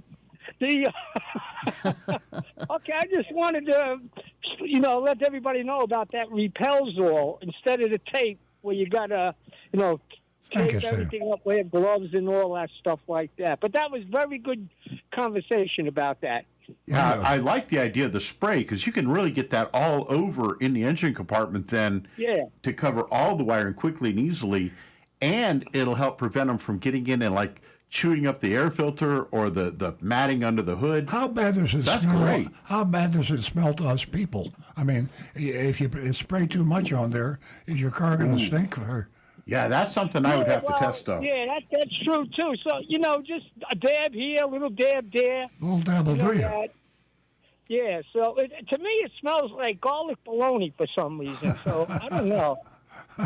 It smells like what? Garlic bologna. Really? Yeah. But it says the ingredients are fish meal, fish oil, magnesium silicate, magnesium sulfite, sodium. Oh, here we go with these words: azote, urea, vinegar, water, and wintergreen oil. I think the wintergreen oil is the main product that would keep the animals away from that. Interesting. Now, that wouldn't bother me because wintergreen's a pleasant odor for me. Yeah, definitely. Yeah. Okay, and Rick, how many miles did you get? Was that all downhill with the wind and back? Nope. That was in Florida, flat roads, but I did enjoy a really nice drive along the beach coming to work that morning. Oh, okay. No traffic lights that way. Everybody stay safe and well. We'll all talk next week. Thanks, David. The show's not the show without you calling. I appreciate Yeah, it. absolutely. And now I know we about. gotta work on that greeting meat sometime in the future. Yeah. Yeah, we'll meet for a garlic bologna sandwich. No. If you do, it got to be on an onion roll. Just so it's really I good. knew you would say that. Hey, Steve, do you ever purchase Spam? Yeah, I like it fried, but I like it fried burnt. I like when it's crispy. Oh, yeah, definitely. Right Very there. tasty.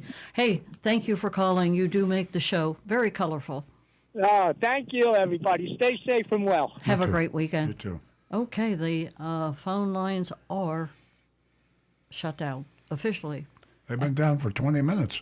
No, Jonathan, he turned the phones back on, and because we had John from Palm City calling, and we couldn't get to his call because there were so many, so we lost him. So I wanted him to call back. So Jonathan was kind enough to extend the phone lines. Did he call So he back? opened. No, he did not. That's because nobody knew we turned them back on. Anyway, time is of the essence. Let's move on. Your anonymous feedback. Earl, do you have anything for us? Anonymous feedback. I don't have any anonymous feedback. Okay, Stu usually takes care of that. Let me check what here. about you, Rick? Well, I got a couple of comments here. South Florida two-step. Now, he keyed in on the idea of trying to start a car that's already running with the ignition key. And he says the camera crank sensor will not allow double start events. That's true on some cars, but on a lot of others, that starter circuit is simply a straight-on circuit. So when you turn the key, there are some cars that it'll let it try to do a double start. But definitely not a good idea even to test that, because you can cause some real bad damage very quickly. So it's something to be careful of. Great news.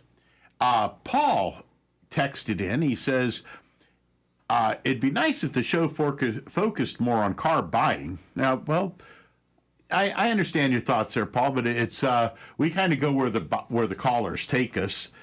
He says, I recently rented a Toyota Hybrid during a vacation, and in the process, Hertz sent me a list of available cars to purchase. I got curious.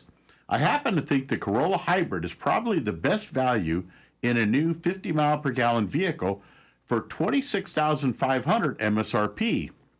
What I found curious is that Hertz rental car sales were showing 38 available 2025 Corolla Hybrids from Orlando to Fort Lauderdale, all priced at about $23,000 each plus tax, no dealer fees. It sounds like a fair deal for a new car with low miles and 2 years left on the factory warranty. And yes, that's very true, Paul, that you can get a great deal on a rental car.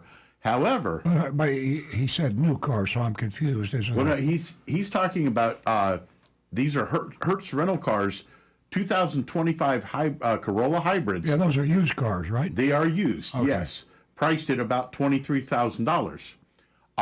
The only thing that I will recommend on any car that has been previously driven by anyone else, even if it's only for a couple thousand miles, take it to a qualified mechanic of your choosing and have it inspected to make sure that it's in proper good condition. Yeah, if it's a late model car and it has less than the mileage of the new car warranty, that's a pretty good indication too. So, Exactly, yeah. I mean, if you can get a 25 Corolla, a 2025 Corolla, and you're saving a couple $1,000s off of the new car price, as long as it passes an inspection, I'd say, yeah, you can get a great deal on it. Yeah, if I were going to skip taking a car to a mechanic, which I probably wouldn't, but if I had to, it would be one I'd buy from Hertz or from a national rental company.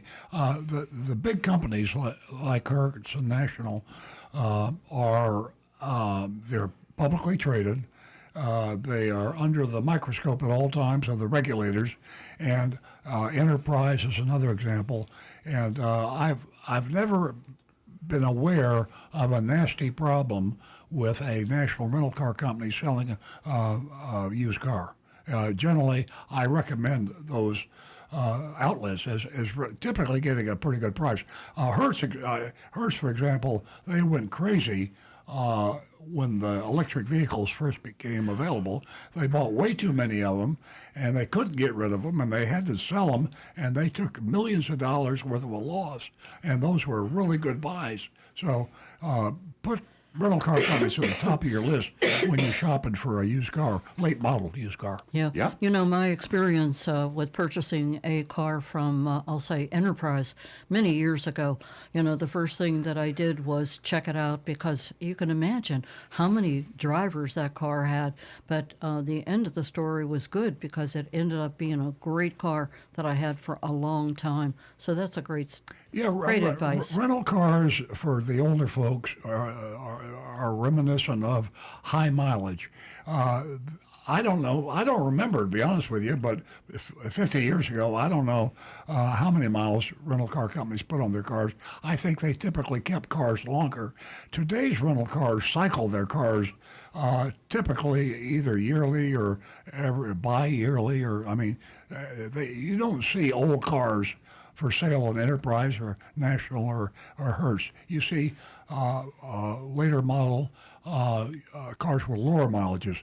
The rental car companies of today don't put 100,000 miles on a car. They don't put that many miles on a car, and they turn them over and sell them. And as I say, it's generally a safe place to buy a used car. Great information. We have about 3 minutes until the mystery shopping report. What do we want to cover, guys? Well, we are pretty caught up on the texts and on YouTube here. I've got. This is something interesting in automotive news that is like a why didn't anybody think of else? Think of this category. The manufacturers today are struggling. You got Nissan about ready to go broke. You got Stellantis about ready to go broke, and you got a lot of other ones out there that are teetering. We know that 5 years from now, 75% of the makes and models that are are for sale today won't be around anymore. There's going to be a massacre of manufacturers. The people who can survive are going to be able to have to build. I'm sorry, but you hit the time limit. New car, and also to build one that has a reasonable amount of mileage on it, and so on. ChatGPT has told you you exceeded your time. Just having a mental breakdown now.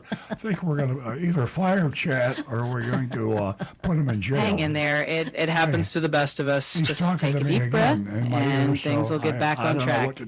If there's anything I can do to help lighten the load, just really say the word. Talking to you on the phone now. I got this idiot Chat talking to me on the phone right now, and we're going to say we may just dismiss him. And so the truth is out. Yeah.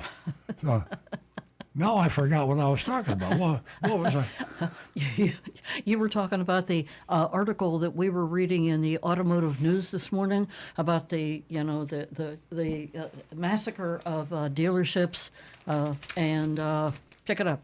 Yeah. Well, I have no idea which article that was, but here we are. I was looking at automotive news. Toyota has installed something called a flex line in their manufacturing plants.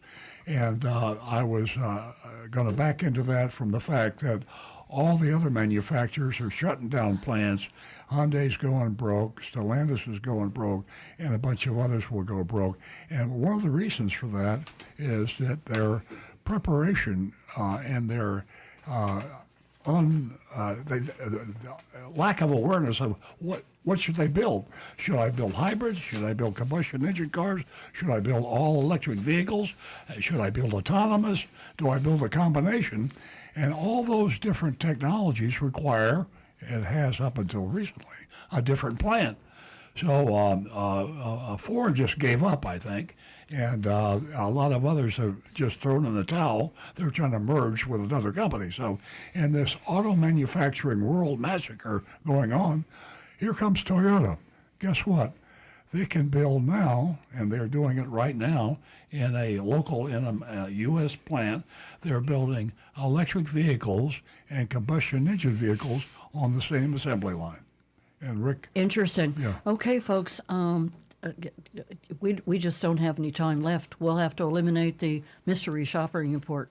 Okay. Would you like to go to it? The mystery shopping report is from our, Agent Lightning, who does a fabulous job week in, week out, and she was in Tennessee.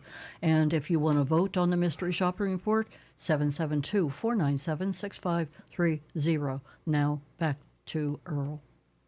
Yeah, we normally ask ChatGPT to vote, but he's having a nervous breakdown right now, and we'll give it a try later on and see what I think happens. you should give him a second chance. Maybe. I'm thinking about it. Yeah. Okay. Our mystery shopping report, as Nancy just said, is in Murfreesboro, Hyundai in Tennessee. And to tell you where that is, it's about 30 miles southwest of Nashville. So Murfreesboro is just a little bitty place. It's in central Tennessee. And when we shop these places, typically they seem to do a better job, treat the customers better with a little bit more honesty than the big city stores like in South Florida, which I call the Sodom and Gomorrah of car dealerships. I'll be speaking in the first person as if I were Agent Lightning going into a Tennessee dealership for a Hyundai dealership. I arrived mid-morning and was greeted by a salesman named Muhammad. He welcomed me and asked if there was anything he could help me with today. I replied, I'd like more information on that new Palisade XRT out front. It was a new 2025 XRT, full-wheel drive. MSRP was $45,705. That's pretty low MSRP for a vehicle today. Monroney label, here's a star, was right in place, and there was no addendum. So that's two positive things about this dealership, small-town dealership. He pointed to confirm he was getting, the salesman pointed to confirm he was getting the right keys, and I mentioned, I saw you're advertising 0% financing. Mohammed responded, I don't think that applies to the Palisades, but I'll check with my sales manager. When I read that, I said, that doesn't sound right.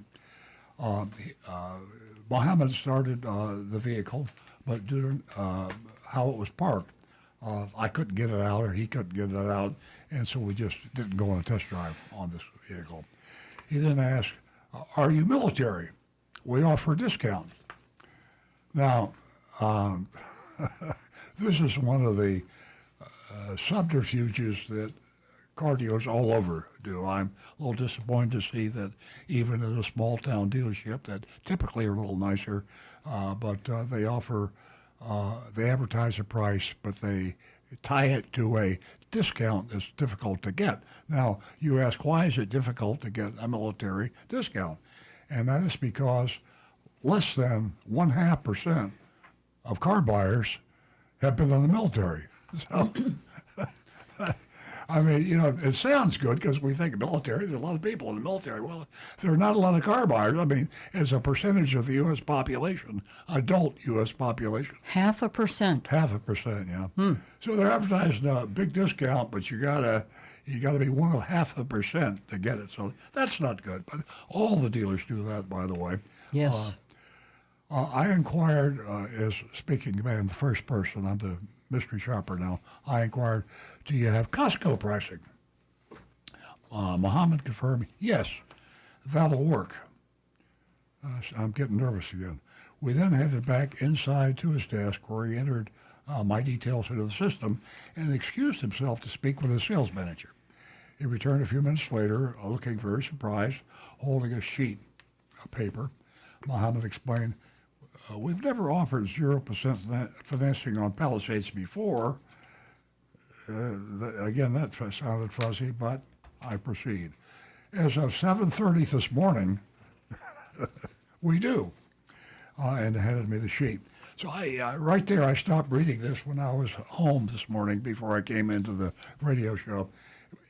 This discount, on this particular Palisade, did go into effect just now. So it explained why Muhammad was not aware of it and why the sales manager just noticed it at 7:30 in the morning. So he handed me the sheet. So that's all legitimate. So my concerns were not justified. We're back now talking about Costco pricing. And I asked him to reconfirm it. I said, is this the Costco pricing? You mentioned online pricing when you put the paper down. Muhammad replied, let me double check. and returned to office to speak to Bobby, the sales manager. A few minutes later, Muhammad and Bobby returned with a new price, clarifying this is the Costco pricing. Okay, now it's confusing but honest so far, I think.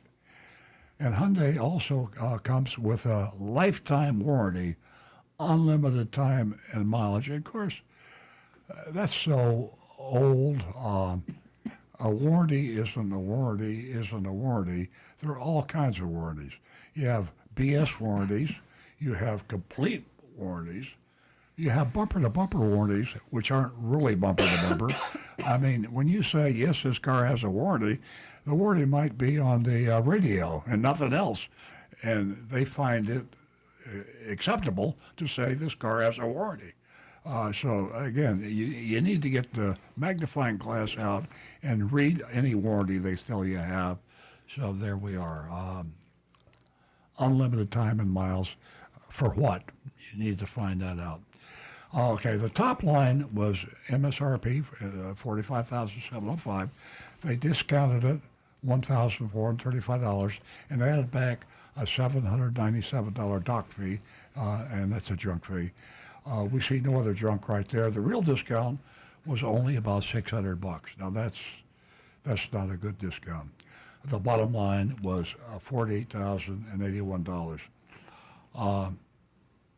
I question if this is really Costco pricing, and of course, the shopper, I didn't ask to see the Costco pricing sheet.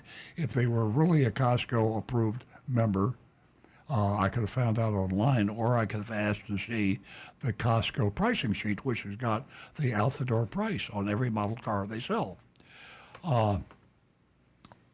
Mohammed probably added enthusiastically, they probably won't last long with this 0% financing. That may or may not be true. When I saw the email at 7:30 this morning, I could hardly believe my eyes. Honestly, until I just entered the VIN number, I wasn't even convinced, but now I'm a believer. And that's true. The 0% financing just happened on that model. Bobby asked Mohammed to print out the window sticker for me, highlighting the warranty, and included maintenance, and then showed me another sheet. Mohammed concluded, thanks for coming in today. Just let us know when you decide. No pressure, but these will likely be flying off the lot. Standard buff comment there. I said they probably will be. I thanked them for an easy experience and left. So there you have it. We grade on the curve, as you regular listeners know. We don't give out very many A's at all. We try not to give out very many F's.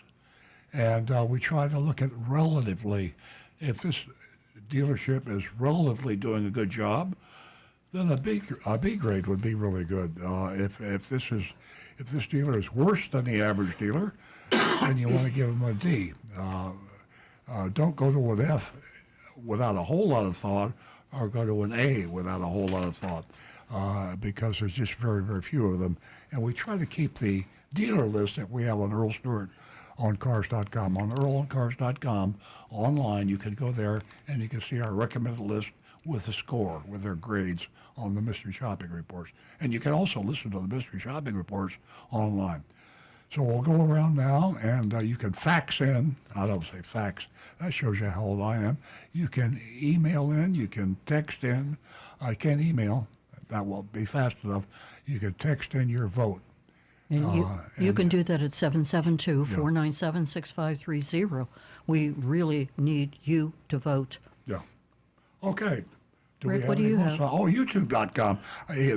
This is not a good show for me. We're on YouTube.com/Earl on Cars. We're on Facebook.com/Earl on Cars. And there's a lot of stuff going on that I should have mentioned that earlier, but I didn't. I'm sorry. All righty. Well, I've got Florida Two-Step says, this one is tough. 0% is suspicious. Dock fee is garbage. The price discount is, B, I guess. A lot better than average. Okay. Bob from Maryland says, B, minus junk fee and faking a Costco deal. But that's still not too bad. Joseph Kelleher says C+. Grade would be higher without the high dock fee.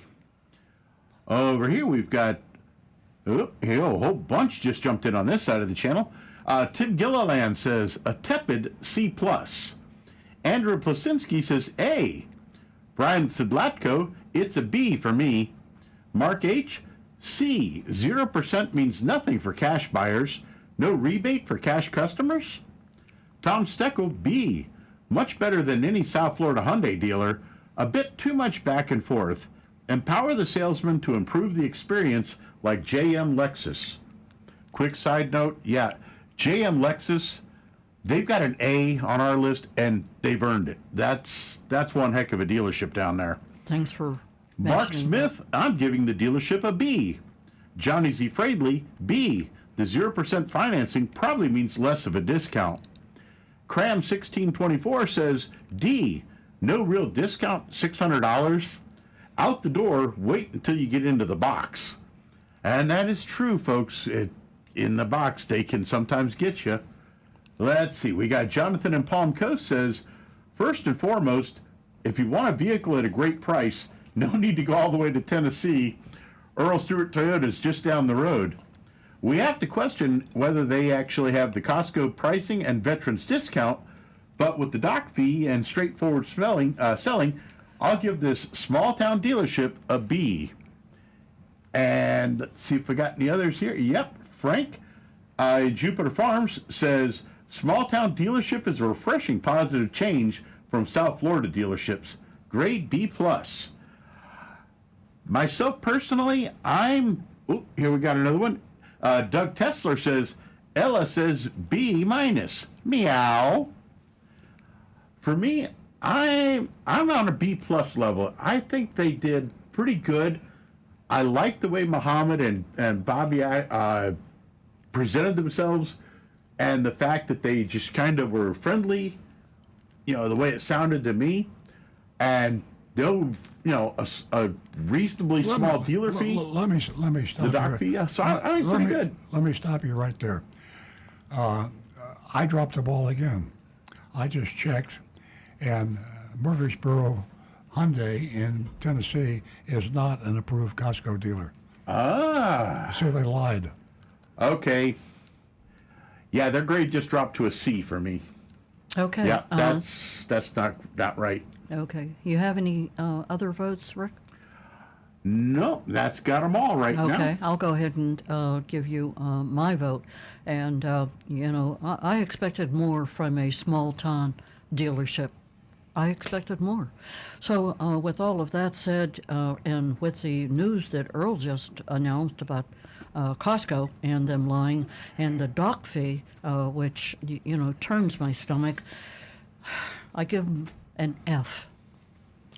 Okay, I'm going to try to get a score from ChatGPT, a.k.a. Coach. Let's see if he's feeling better than he was earlier. Jonathan has it already. Coach, what's the score on the shopping report? What is your view of Murfreesboro Hyundai? Sure thing. Yo, Coach. What's the score on Murfreesboro Hyundai, the shopping report? Yeah, there's a pause. You have to. I gave Murfreesboro Hyundai an A- for their mystery shopping report. They provided a great experience overall. The only slight downside was that the actual discount from MSRP was pretty modest, but they made up for it with 0% financing and a lifetime warranty. Overall, they did a great job. Coach, let me tell you something that you didn't know earlier. This was my fault. The dealership said that they were a Costco-approved dealer when the shopper asked the question, and they lied. They are not a Costco-approved dealer. How would that modify your score? Got it. Thanks for letting me know. That definitely changes things since honesty and transparency are crucial. I'd probably adjust the grade down to a B to reflect that issue because it's important that they accurately represent their affiliations. Thank you, Coach. So it sounds like the coach, he doesn't mind dock fees. He doesn't mind any of the extra fees that go with some you of these can't, mysteries. But Coach is definitely wrong about the lying. You can junk fees. That's standard operating procedure.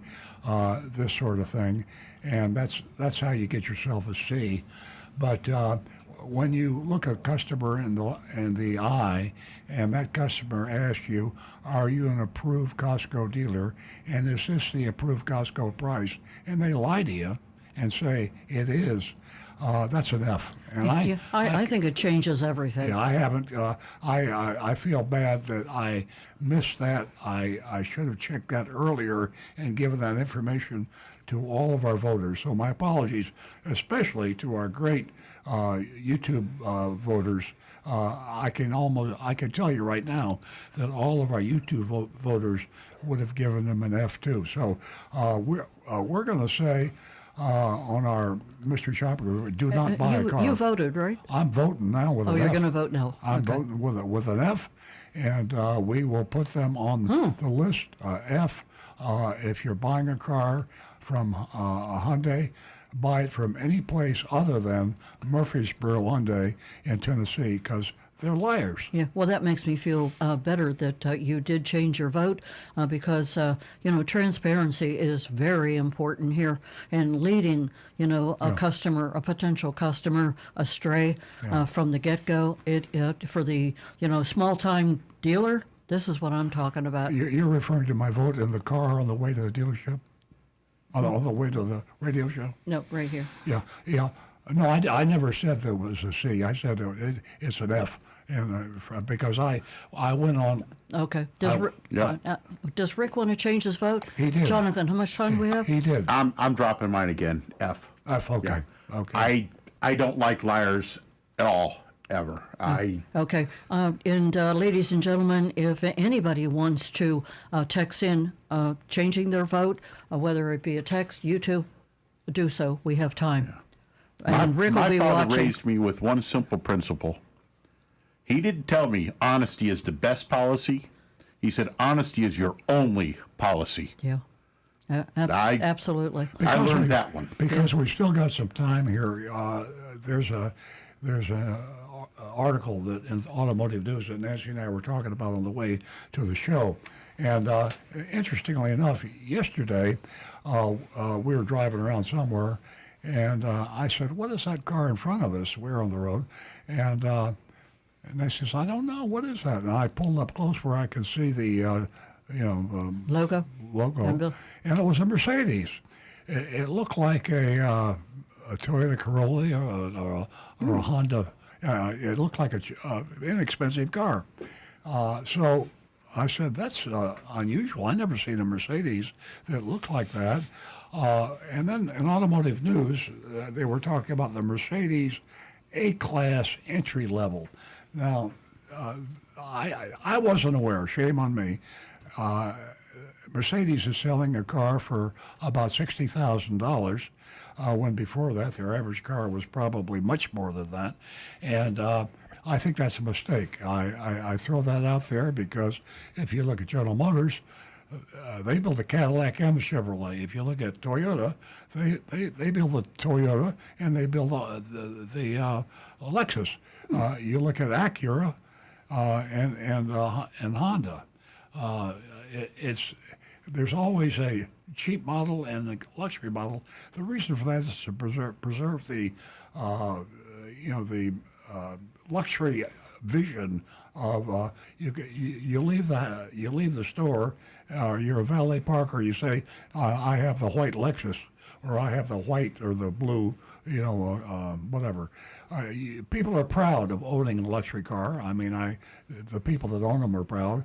I don't think anybody in this place should be proud of the car they drive, but people do, and that's the reason they buy the car. Yeah. So we want you to know, if we had our phones open, because we have so much time going today in this chaotic show, and I apologize in advance for this chaotic show. Think about that when you're buying a car. Yeah, well, we're live. So, hey, to what you said, it's so telling to see these cars more than the Mercedes. But, up in the north end of town, we're looking at a Rolls Royce. We're looking at a Ferrari. Everything has changed. You can't recognize them like you used to. Lamborghini Look at is that. making Yeah. an SUV, a little SUV Yeah, a little by toaster. Lamborghini. A little toaster. Like, really? I guess on the other side of that coin, the guy that buys a cheap Lamborghini or the cheap Mercedes can say, "Hey, guess what I just bought? I just bought a Lamborghini." I didn't say it was cheap. You can't even find the price for it online for that Lambo. Well, it's still $60,000 for a Mercedes is cheap. So. Yeah. South Florida Two-Step says, I would have given an F on it. He says, but I don't know if the salesman actually knew or not, so I can't punish the entire dealership because of one salesman. I'm still at a C minus. Can't bring myself to punish all for the actions of one. Well, it's more important to punish the manager than the salesman. Or right. The salesman will be gone in a week, but the manager will be there for a long time. So how about the owner? If How you about got a liar hands-on? for a manager, well, all the owners are liars. Yeah. Here's some other news about Consumer Report. Did you know that there were 8 cars and SUVs that lost Consumer Report's recommendations? Yeah, that's telling. So there's a lot of people who really don't believe in Consumer Report. I've got a lot of texts, in that direction. And I think that Consumer Reports really does a great job. We have 2 minutes left. Anybody? Yeah, I'll say I took a shot at owners, and I'm not going to apologize. Owners of cars, maybe lying is too too strong a word, but what you're doing is denying plausible deniability. So all you big shots out there that are supposed to be so honest, and you got the country club, you got the ski lodge in Vail, and you're getting written up in the paper, and this wealthy man is so distinguished, and his dealerships are raping the public and stealing and lying, and they say, "Oh, I didn't realize that." So when something comes, fire that guy or fire that guy. He's got 50 dealerships, and he's suddenly surprised. Ed Napleton, for example. Ed Napleton, he doesn't know anything that's going on in any of his dealerships. So that plausible deniability, to me, is worse than lying because that's how they can afford you it. control the lying. So you dealers out there, sue me, you bastards. Okay. Oh, boy. That's how they can afford a trip to Tierra del Fuego. I can see that the show has turned a corner. With that said, I'm going to wrap it up because I think Jonathan's wiping tears from his eyes. I'm not sure. Anyway, we'll be right back here next week live. You can expect anything from Earl on Cars right back here on the Oldies channel at 8 a.m. Everyone have a beautiful weekend.